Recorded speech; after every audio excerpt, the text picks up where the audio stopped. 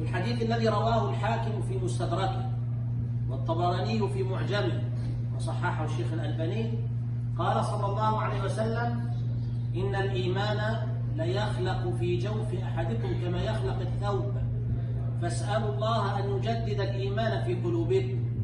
ما معنى الكلام هذا؟ يعني يمر عليك مرحلة الإيمان يخلق. ما معنى يخلق يا جماعة؟ يخلق يعني يبدأ، يعني يبلغ. الإيمان يمر عليه مرحلة عندك كده إيمانك يكون ضعيف، وتسأل نفسك هو إيه اللي بيمر علي هذا؟ لماذا الفترة هذه أنا كنت أفضل من ذلك؟ وأحيانا أنا ليه بعلمك المسألة دي؟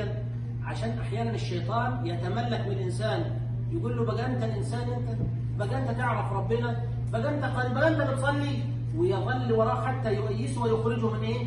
من دائرة العبادة. لا لا لا، اطمن، هذه مرحلة مؤقتة وتمر على كثير. النبي اللي بيقول كده: إن الإيمان ليخلق في جوف أحدكم كما يخلق الثوب، فاسألوا الله أن يجدد الإيمان في قلوبكم.